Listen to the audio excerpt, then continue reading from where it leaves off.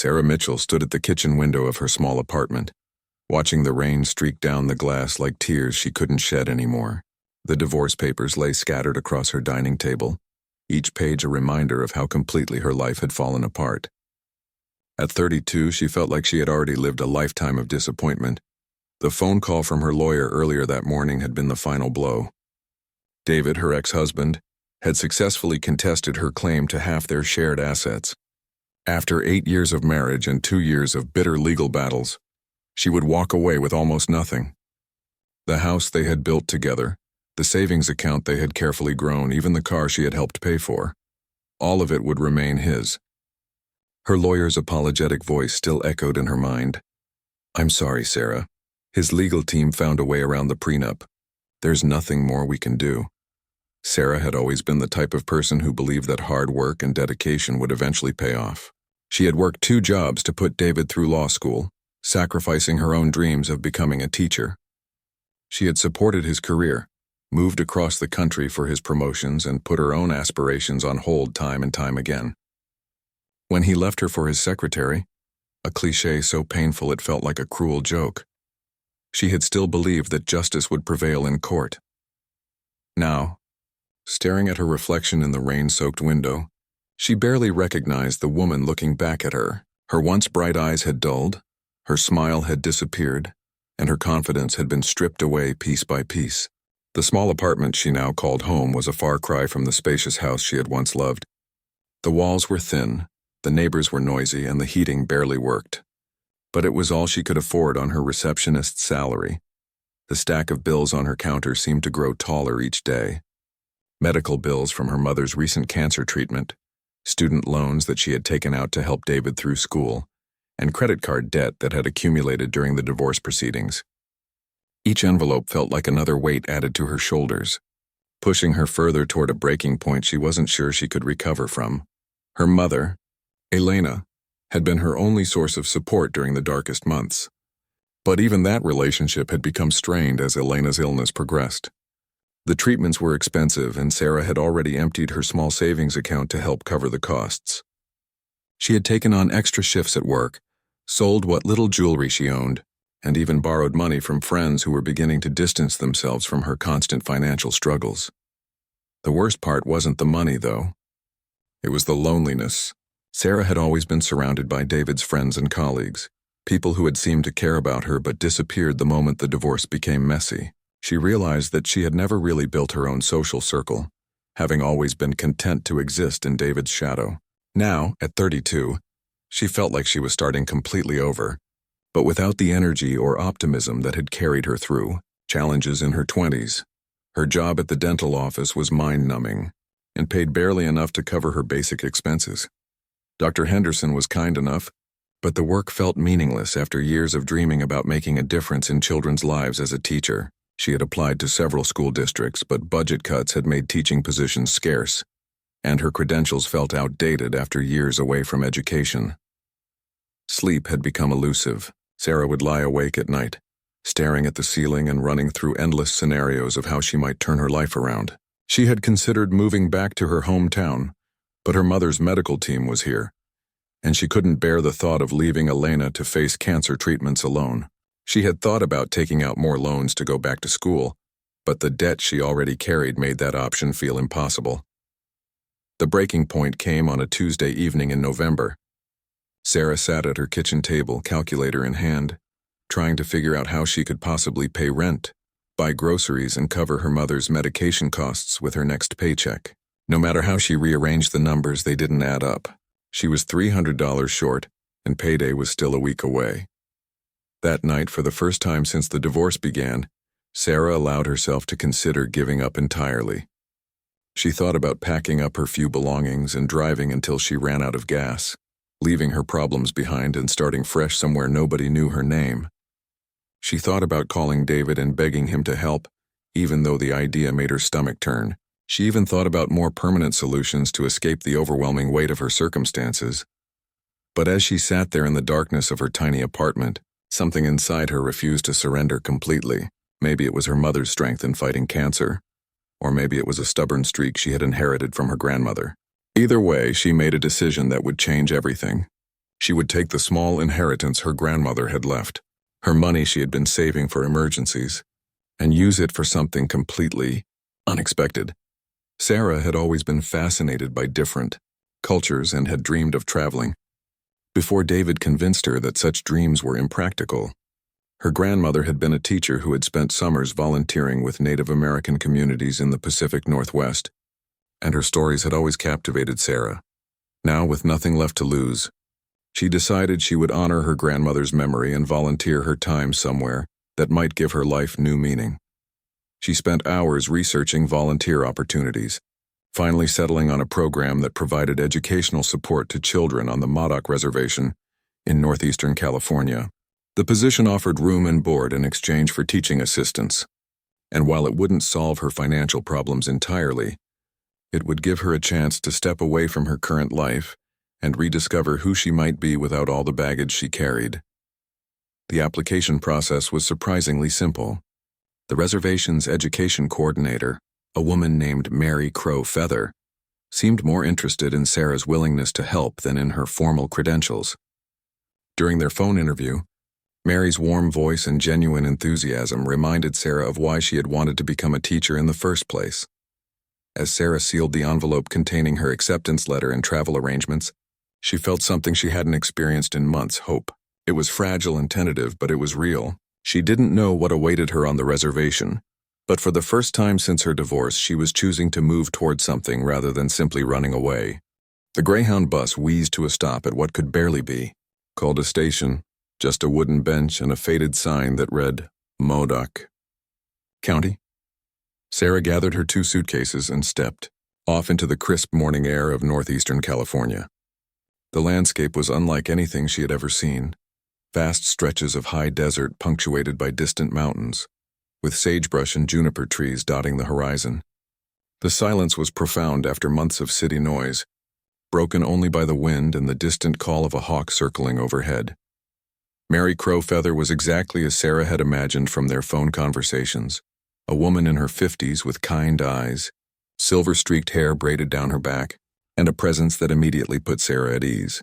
She wore jeans, hiking boots, and a denim jacket decorated with traditional beadwork that caught the morning light.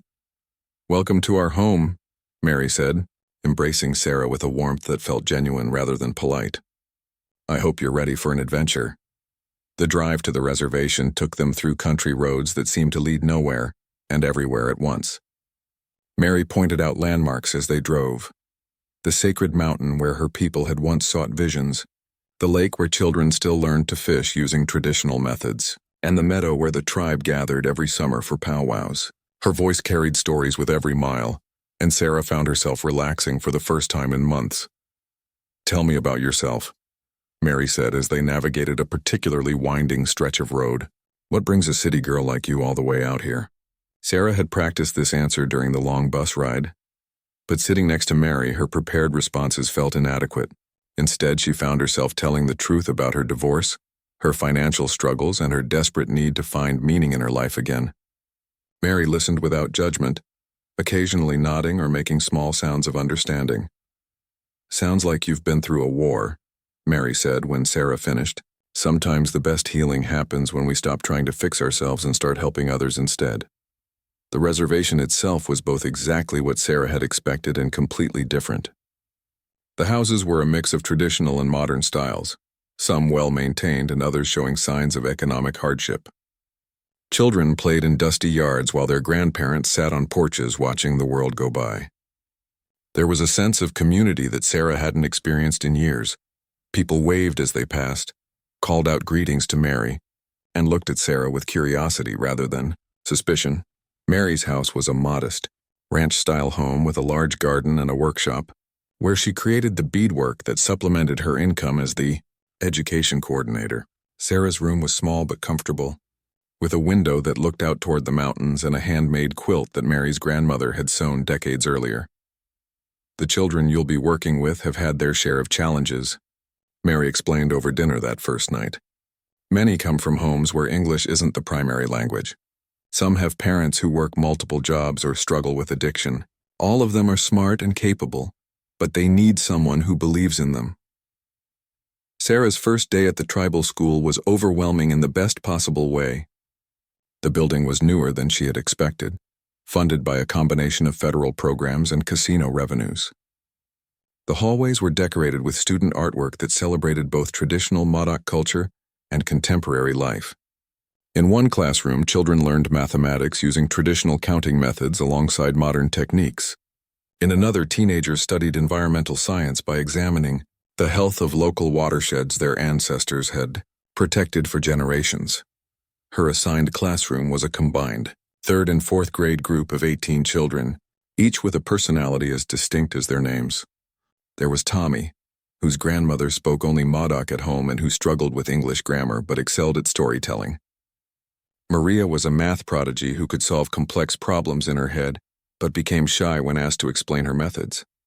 James was the class clown who used humor to hide his frustration with reading, while Sarah noticed he was incredibly creative when given visual or hands-on projects.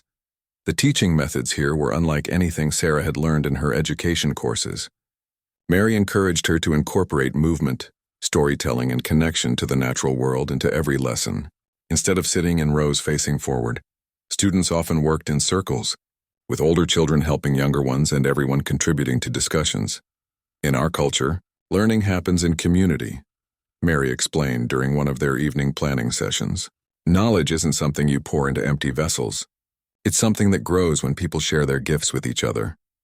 Sarah began to understand what Mary meant as she watched the children interact. Tommy's storytelling ability helped other students remember historical facts when he wove them into narratives. Maria's mathematical insights sparked interest in students who had previously struggled with numbers. James's humor created a relaxed atmosphere where everyone felt safe to make mistakes and learn from them. But it wasn't just the children who were teaching Sarah new ways of thinking.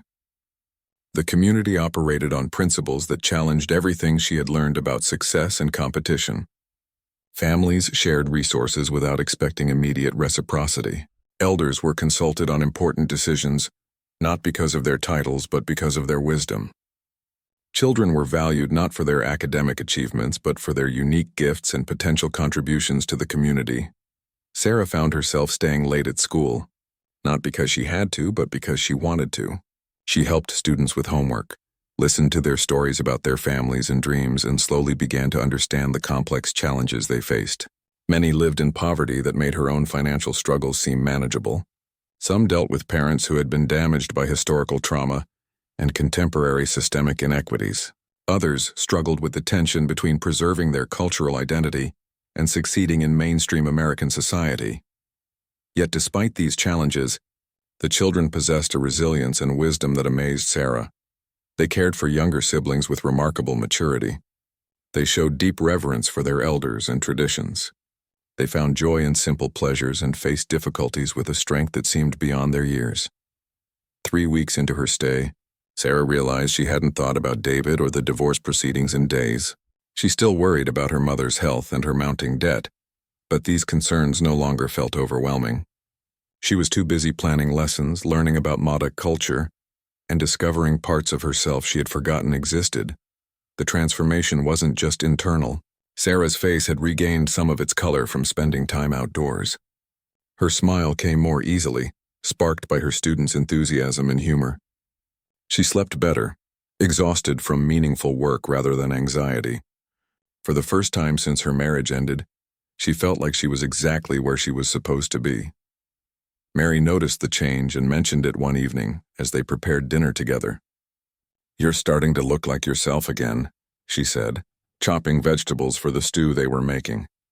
"When you first arrived, you looked like someone who had forgotten how to hope. Now I see light coming back into your eyes." Sarah paused in her task of setting the table, considering Mary's words. "I feel different," she admitted. "Like I'm remembering who I used to be before I lost myself in someone else's life." "That's the beginning of healing," Mary replied. "But the real transformation is just starting."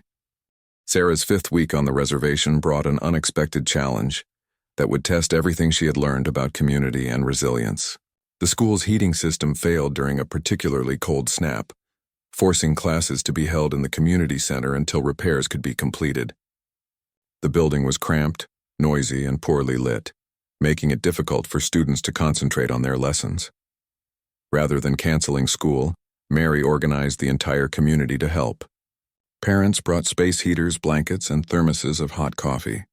Elders volunteered to share traditional stories that connected to the curriculum. Teenagers helped younger children with their assignments, while their own teachers improvised lessons that worked in the chaotic environment.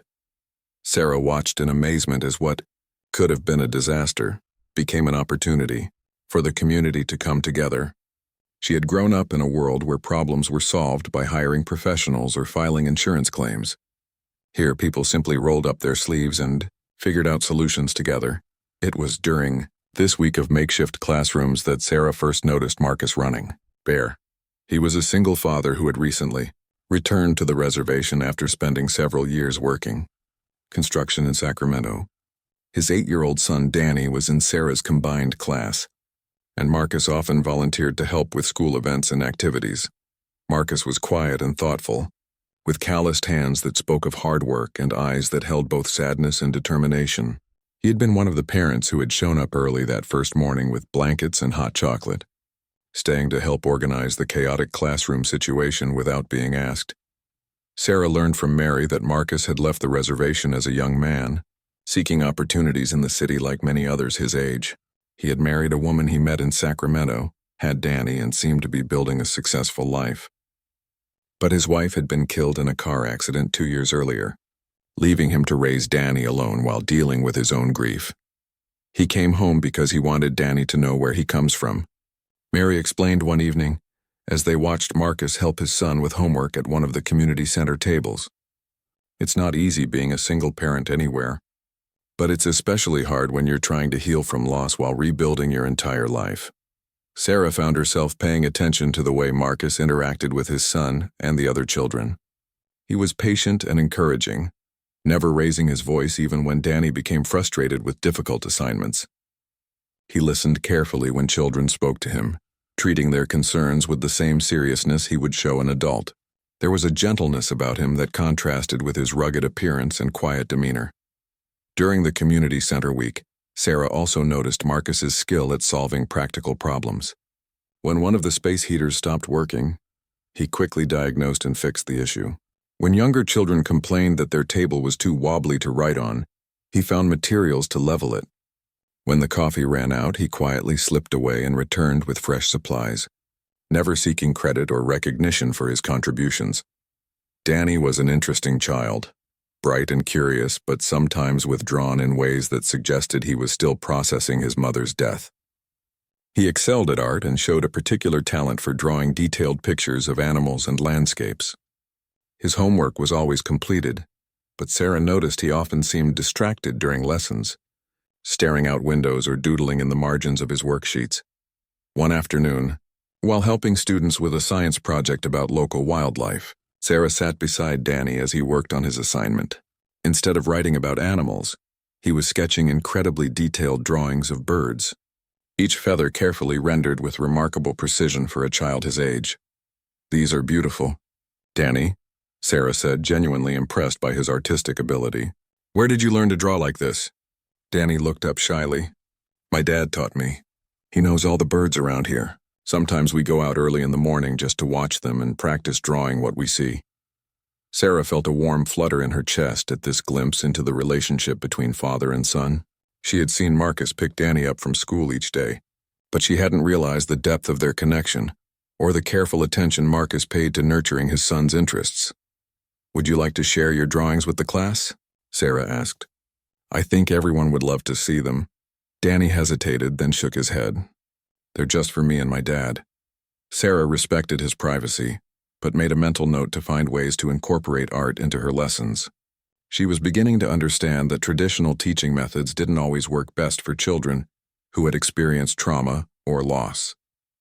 Some students, like Danny, expressed themselves more effectively through creative activities than through conventional academic exercises. That evening, Sarah mentioned Danny's artistic abilities to Mary, who wasn't surprised by the revelation. "Marcus has always been gifted at working with his hands," Mary said. "Before he left for the city, he was learning traditional crafts from his grandfather. He made beautiful arrows and taught himself woodworking. I'm glad he's passing those skills on to Danny." The conversation sparked Sarah's curiosity about Marcus's background and the traditional skills Mary had mentioned.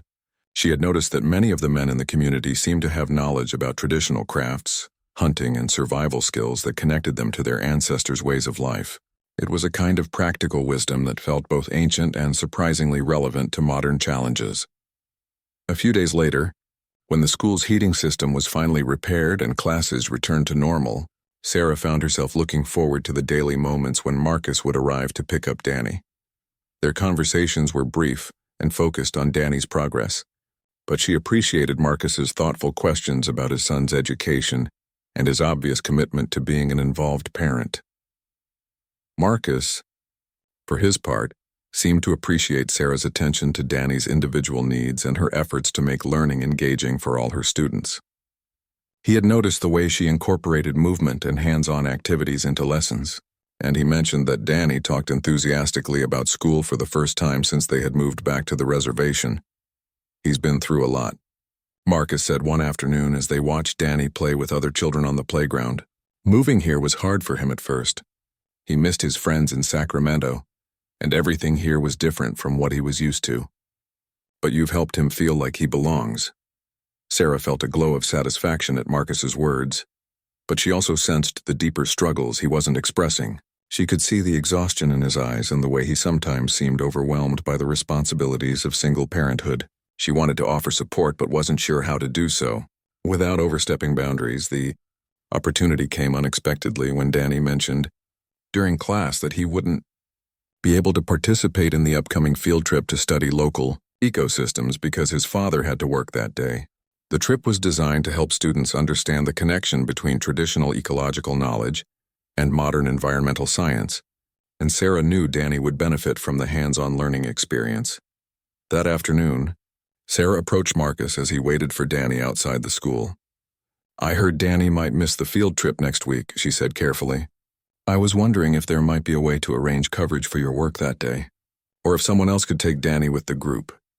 Marcus looked uncomfortable, and Sarah realized she might have touched on a sensitive subject. "It's not just about work," he said quietly. "The trip costs money for transportation and supplies, and things are tight right now." Sarah felt her heart sink as she recognized the familiar weight of financial stress in Marcus's voice. She knew exactly how it felt to have to deny opportunities to someone you loved because of money constraints. Without thinking, she found herself saying, "What if I covered the cost, as part of my volunteer work here?" Marcus's expression shifted and Sarah worried she had offended him. "That's very kind," he said slowly, "but we don't take charity." "It wouldn't be charity," Sarah said quickly, realizing she needed to approach this differently. "I was thinking more like a trade.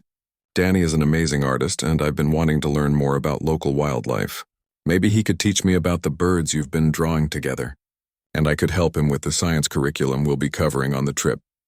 Marcus studied her face for a long moment, and Sarah held her breath, hoping she hadn't destroyed the tentative friendship they had been building.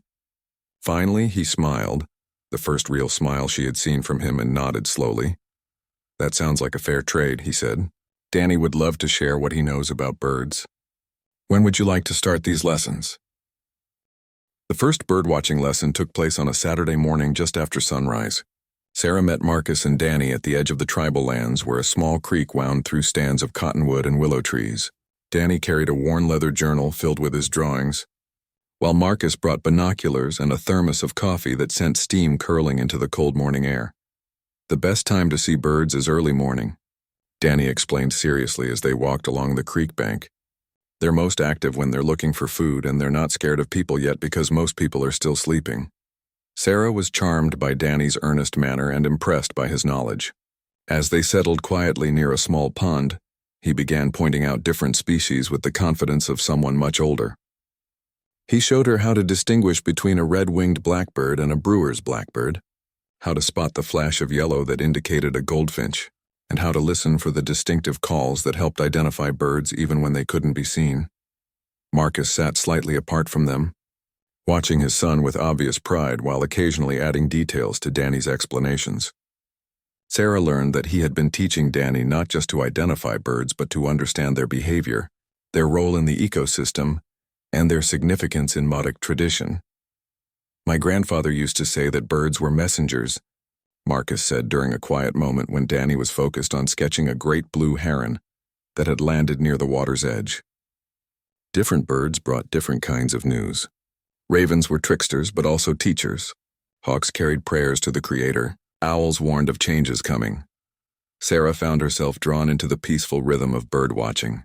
There was something meditative about sitting still in nature, paying attention to small movements and subtle sounds. After months of anxiety and constant mental chatter, the quiet focus felt like a gift she hadn't known she needed. As the morning progressed, she began to understand why this activity was so important to Marcus and Danny's relationship. It gave them dedicated time together without the distractions of daily life. It connected them to the natural world in ways that honored their cultural heritage, and it provided a structured activity where Danny could be the teacher, sharing his knowledge and passion with enthusiasm.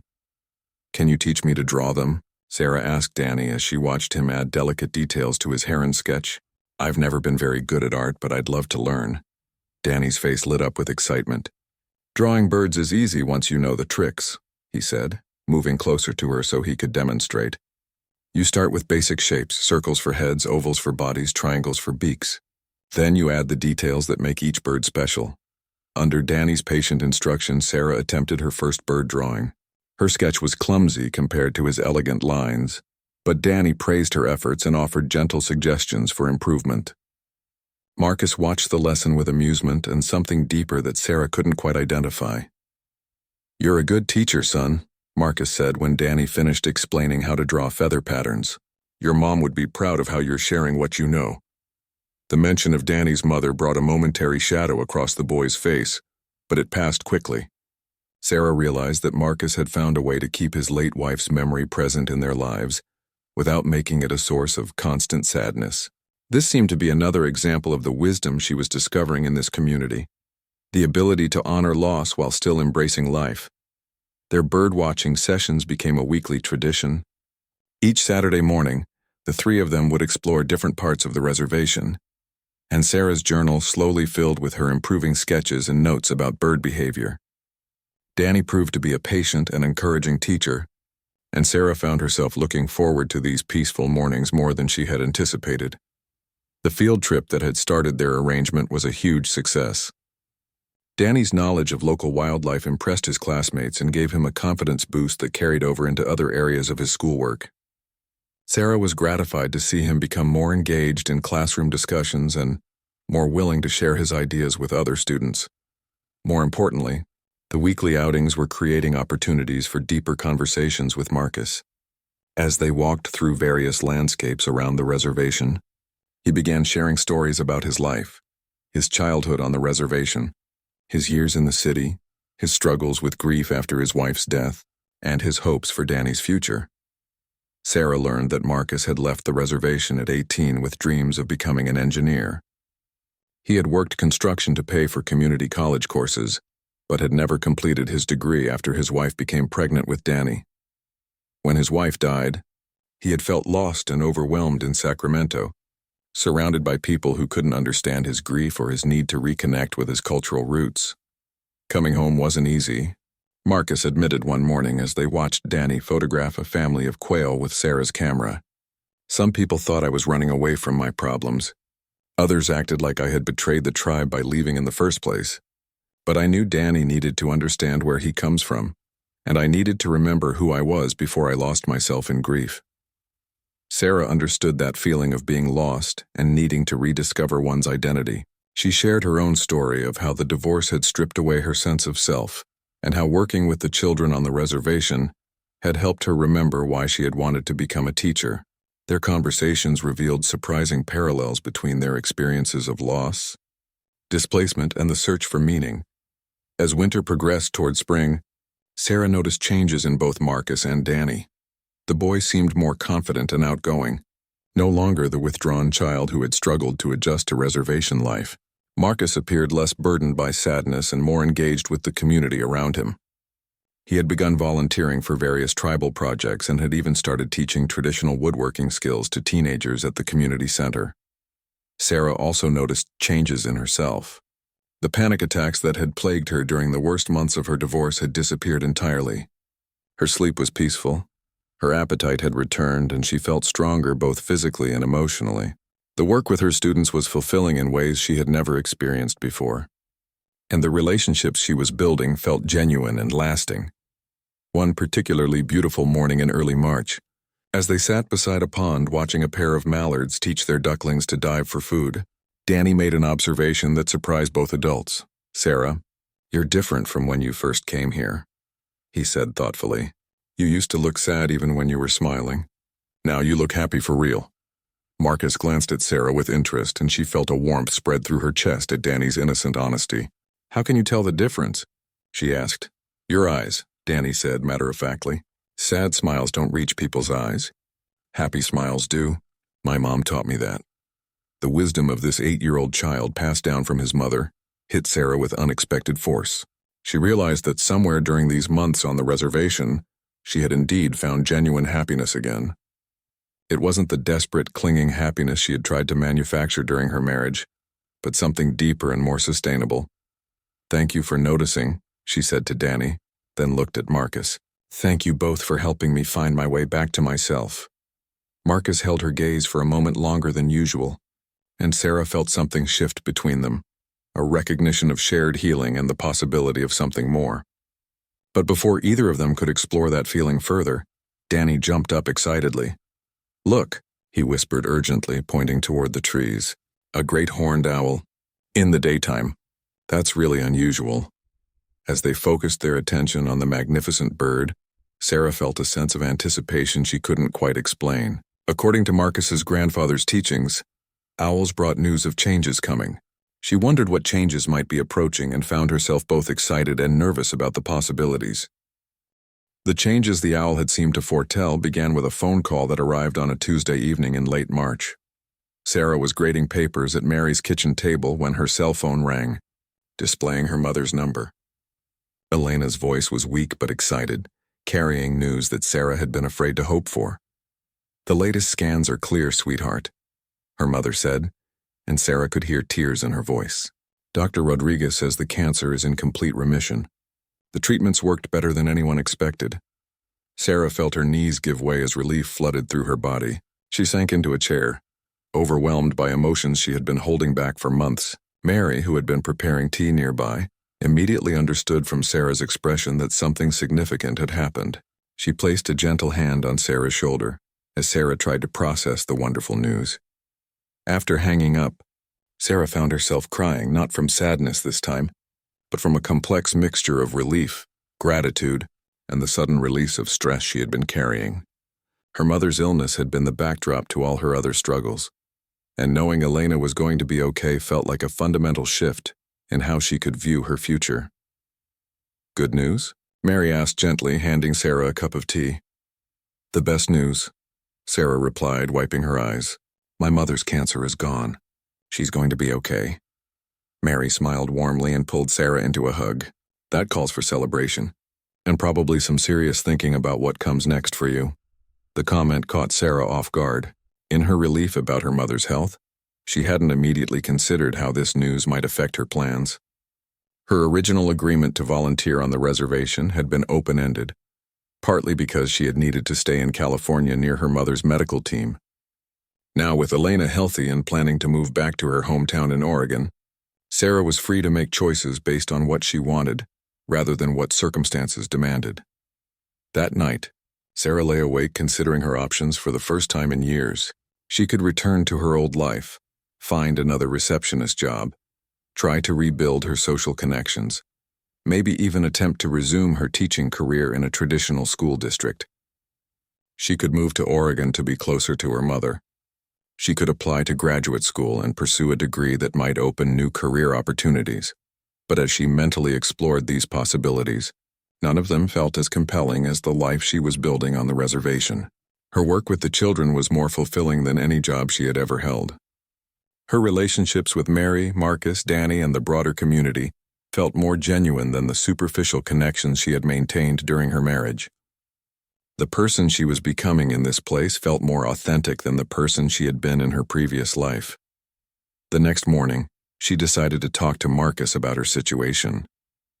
They were scheduled for their weekly birdwatching session, and she hoped the peaceful setting would help her think through her options clearly. When she mentioned her mother's good news, Marcus's reaction was immediate and heartfelt. "That's wonderful. Sarah, you must be so relieved." Then, after a pause, he added quietly, "I guess this means you'll be leaving us soon?" Something in his tone made Sarah look at him more carefully. She realized that Marcus had come to value their friendship as much as she had, and that her departure would represent another loss in a life that had already seen too much loss. "I don't know what I'm going to do yet," she said honestly. "I have choices now that I didn't have before." They walked in comfortable silence for a while, with Danny ranging ahead of them to scout for interesting birds. Finally, Marcus spoke again. "Can I ask you something personal?" Sarah nodded, curious about what he wanted to know. "Are you happy here? I mean really happy, not just grateful for the distraction from your problems?" The question forced Sarah to examine her feelings more deeply than she had been willing to do. "Yes," she said slowly. "I think I'm happier here than I've been anywhere else. The work feels meaningful. The community feels like home, and I feel like I'm becoming the person I was always meant to be." Marcus stopped walking and turned to face her. "Then why would you leave?" His directness surprised her. "I guess I assumed I would have to leave," she said. "This was supposed to be temporary, a way to get back on my feet. I never thought about staying permanently." "Why not?" Marcus asked. "The school could use a full-time teacher. The community has embraced you. Danny talks about you constantly, and I think Mary would do anything to convince you to stay." Sarah felt her heart skip as she processed what Marcus was saying. "And what about you?" she asked, surprising herself with her boldness. "Would you want me to stay?" Marcus was quiet for a long moment, and Sarah worried she had misread the situation entirely. But when he spoke, his voice was gentle and honest. "Sarah, I've been trying not to hope for that because I didn't want to put pressure on you when you were dealing with so much. But yes, I would very much like you to stay." Before Sarah could respond, Danny came running back toward them, excitement written all over his face. "Come quick! There's a family of foxes playing near the creek, and one of them is white." They followed Danny to a small clearing where indeed a family of red foxes was playing in the morning sun, including one kit with unusual white markings. As they watched the animals tumble and chase each other, Sarah felt a sense of rightness about this moment and this place that she couldn't ignore. That evening, Sarah called her mother to discuss her options. Elena listened carefully as Sarah described her dilemma, occasionally asking thoughtful questions but mostly just letting her daughter work through her feelings out loud. "Sweetheart," Elena said when Sarah finished, "I raised you to make your own decisions, and I trust your judgment. If this place and these people make you happy, then that's where you belong. I can visit and you can visit me. What matters is that you're building a life that feels authentic to who you are." "But what about practical things?" Sarah asked. "Money, career advancement, security?" Elena laughed, and Sarah was delighted to hear strength returning to her mother's voice. "Honey, you just spent the last year learning that financial security and career success don't guarantee happiness. You found meaning and community in a place most people would consider the middle of nowhere. That sounds like success to me." The conversation with her mother gave Sarah the clarity she needed. The next day, she approached Mary about the possibility of staying permanently and taking on a full-time teaching position. Mary's reaction was everything Sarah had hoped for and more. "I was hoping you would ask," Mary said with a broad smile. "We've been planning to expand our educational programming, and the Tribal Council has been looking for someone with your skills and commitment. The position would include a small house on tribal land, health benefits, and a salary that's modest but livable." "What about credentials?" Sarah asked. "I never finished my teaching certification." "We can work with you on that," Mary replied. "There are programs designed specifically for teachers working in tribal schools. It would take some time and effort, but we believe in investing in people who believe in our community." That weekend, during their birdwatching session, Sarah told Marcus and Danny about her decision to stay. Danny's reaction was immediate and joyful. He whooped with excitement and hugged her so tightly she could barely breathe. Marcus's response was quieter but no less meaningful. He simply smiled and said, "Welcome home, Sarah." As spring progressed, Sarah began the process of making her temporary situation permanent.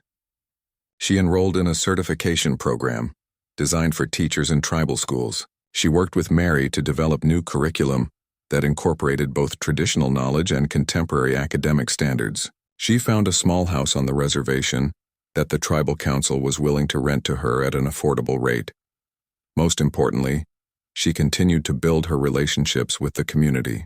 Her friendship with Marcus deepened as they spent more time together, not just during their birdwatching sessions, but helping each other with various projects and challenges.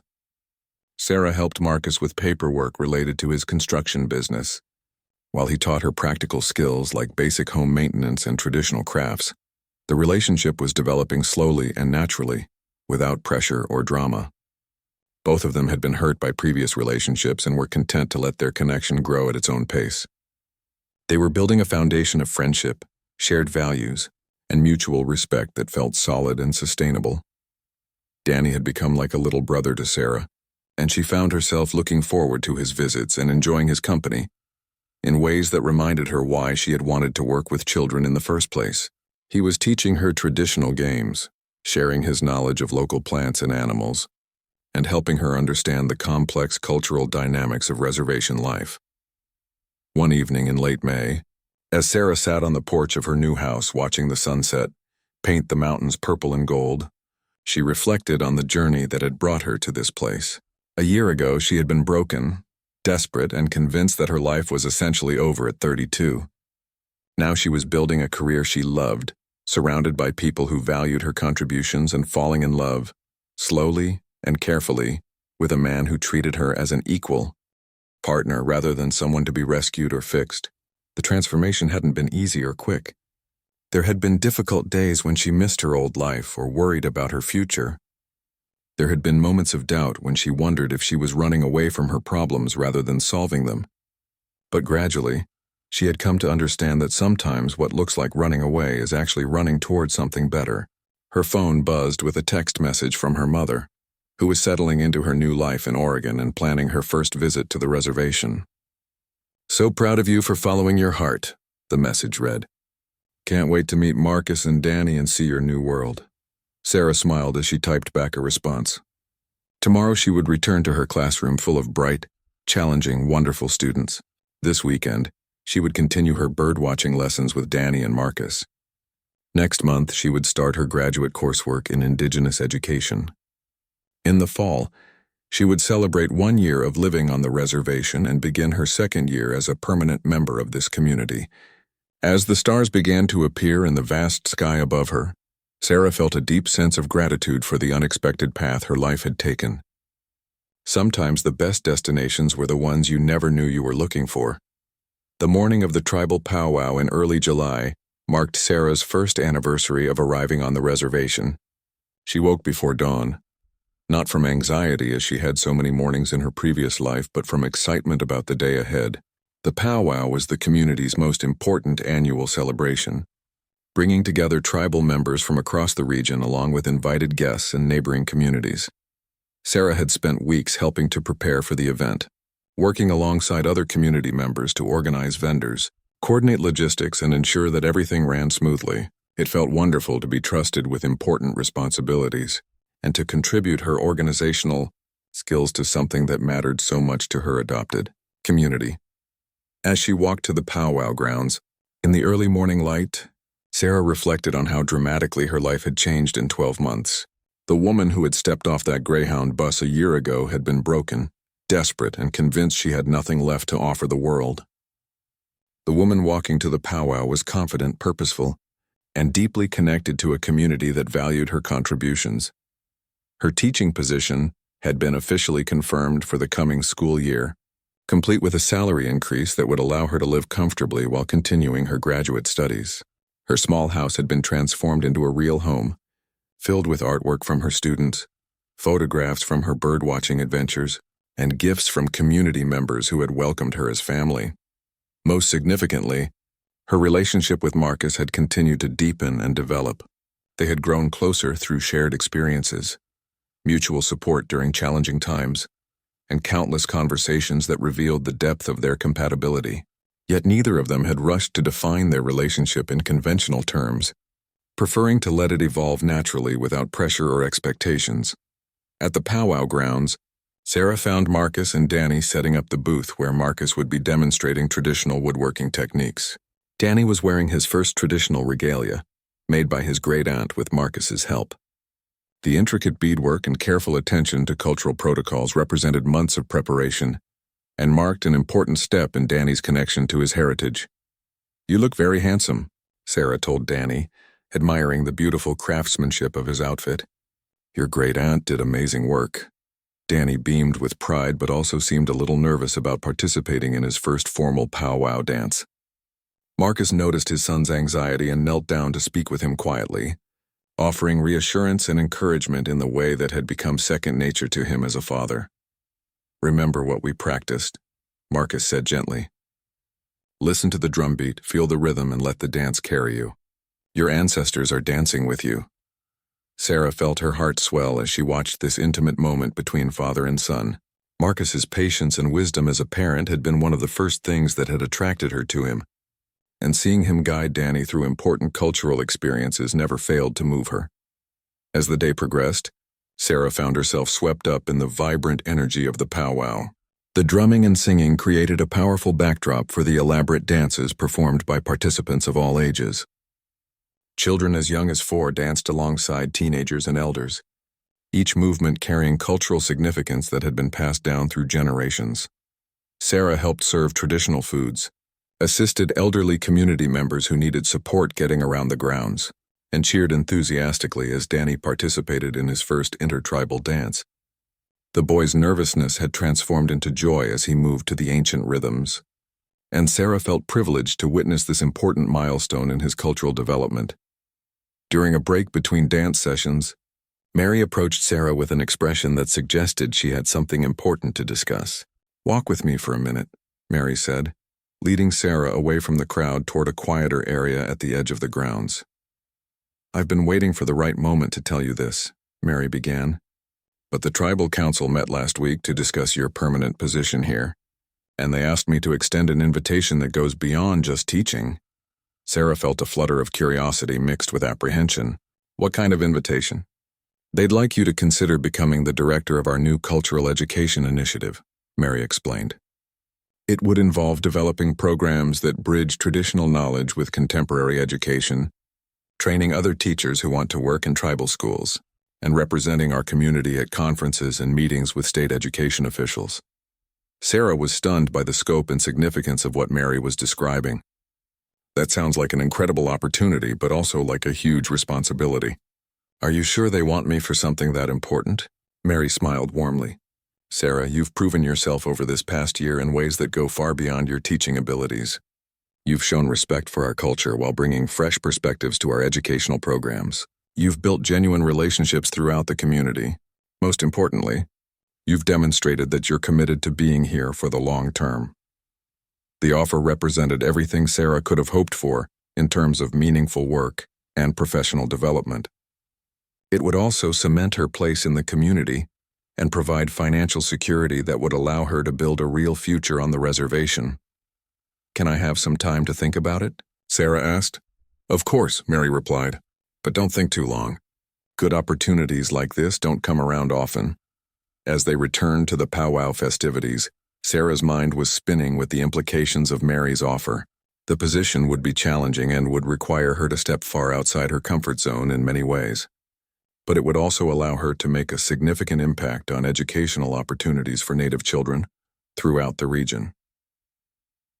Later that afternoon, Sarah found herself sitting with Marcus on a blanket at the edge of the dance area, watching Danny participate in a special dance for children. The boy had completely overcome his initial nervousness and was moving with confidence and joy, clearly lost in the music and the movement. "He's found himself here," Marcus said quietly, following Sarah's gaze to his son. "When we first moved back, I worried that he would never feel like he belonged anywhere. But look at him now." Sarah nodded, understanding exactly what Marcus meant. "I know that feeling. I found myself here too." Marcus turned to look at her directly. "Mary told me about the job offer. That's amazing, Sarah. You deserve recognition for everything you've contributed to this community." "It's a big decision," Sarah said carefully. "It would mean making an even deeper commitment to staying here permanently." "Is that what's holding you back?" Marcus asked. Concerns about committing to staying? Sarah considered his question honestly. No, I think I've already made that commitment in my heart. It's more about whether I'm qualified for such an important position and whether I can live up to the trust the community is placing in me. Marcus was quiet for a moment, watching Danny dance with a small smile on his face. Then he said, "Can I tell you something that might help you decide?" Sarah nodded, curious about what insight Marcus might offer. When I was Danny's age, my grandfather used to tell me stories about people who came to our community from outside and became part of our family. He said that sometimes the most valuable gifts came from people who chose to be here rather than people who were born here, because they brought fresh eyes and new perspectives while also appreciating what we had to offer. Marcus paused, seeming to choose his words carefully. You've become part of our family, Sarah. Not just mine and Danny's, but the whole community's family. The question isn't whether you're qualified for this position. The question is whether you're ready to accept the responsibility that comes with being truly home. His words hit Sarah with unexpected force, and she felt tears prick her eyes as she understood what he was really saying. She had been thinking about the job offer in terms of career, for advancement and professional development, but Marcus was helping her see it as something much more significant, a formal recognition of her place in this community, and an invitation to take on the responsibilities that came with belonging. As the sun began to set and the powwow wound down, Sarah made her decision. She would accept the position and embrace the challenges and opportunities it represented. She was ready to be fully home in every sense of the word. But first, there was something else she needed to address. As she and Marcus packed up their belongings and prepared to walk Danny home, she realized that her feelings for Marcus had grown beyond friendship into something deeper and more lasting. The question was whether he felt the same way, and whether they were both ready to explore what that might mean for their future together. 3 weeks after the powwow, Sarah was preparing for her first day in her new role as Director of Cultural Education when an unexpected visitor changed everything. She was reviewing curriculum proposals at her kitchen table when she heard voices outside her house. Marcus talking to someone in low, serious tones. Through her window, she could see him standing with Danny near his truck, but she couldn't see who else was with them. A few minutes later, Marcus knocked on her door. When she opened it, she found him looking troubled, with Danny standing beside him holding what appeared to be a handmade bow. "Sarah," Marcus said carefully, "there's someone I'd like you to meet." Behind them stood an elderly man Sarah had never seen before. He was small and wiry, with weathered hands and eyes that seemed to hold decades of stories. His clothes were simple but well-maintained, and he carried himself with a dignity that commanded immediate respect. "This is my grandfather, Thomas Running Bear," Marcus said. "He's been living with my aunt in Nevada for the past few years, but he's come home for a visit." Thomas stepped forward and extended his hand to Sarah. His grip was firm despite his age, and his eyes studied her face with keen intelligence. "So you're the teacher my grandson talks about," Thomas said, his voice gravelly but warm. "The one who's been helping Danny learn about the birds." "It's an honor to meet you, sir," Sarah replied, immediately sensing that this was a man who had played an important role in shaping Marcus into the person he had become. "Grandpa made me this bow," Danny said, holding up the beautiful piece of craftsmanship for Sarah to admire. "He's been teaching me how to use it safely." The bow was clearly a work of art as much as a functional tool. The wood had been carefully shaped and polished, and the string was made from traditional materials. Sarah could see immediately why Danny was so excited about the gift. "It's beautiful," Sarah said sincerely. "Your grandfather is very skilled." Thomas nodded acknowledgement of the compliment but continued studying Sarah with an intensity that made her slightly nervous. She had the feeling she was being evaluated in ways she didn't fully understand. "Grandpa wants to watch me practice with the bow," Danny announced. "Dad said we could set up targets behind your house if that's okay." "Of course," Sarah said, though she noticed Marcus seemed unusually quiet and perhaps even apprehensive about something. As they walked to the area behind Sarah's house where Danny would practice, Thomas began asking Sarah questions about her work, her background, and her plans for the future. His inquiries were polite but thorough, and Sarah found herself sharing more personal information than she typically would with someone she had just met. "My grandson tells me you've decided to stay with us permanently," Thomas said as they watched Danny carefully position his first practice arrow. That's a significant commitment for someone who came here as a stranger. Yes, sir, it is, Sarah agreed.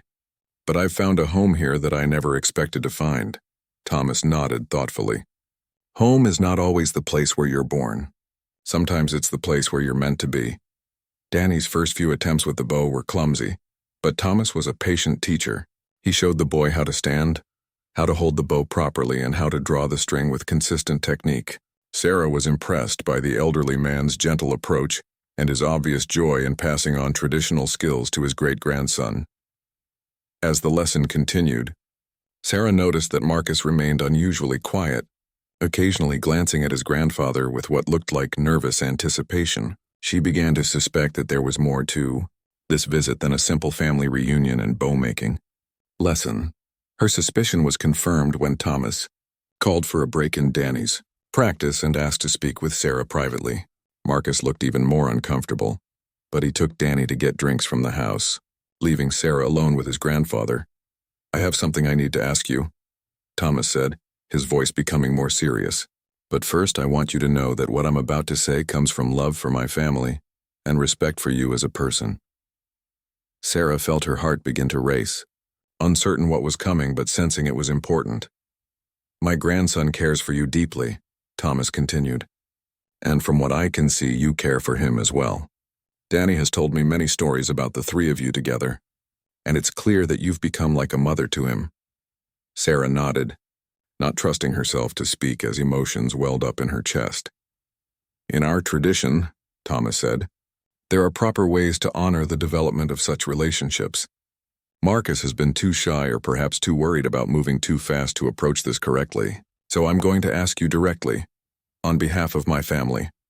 Thomas paused and Sarah held her breath, suddenly understanding what was about to happen.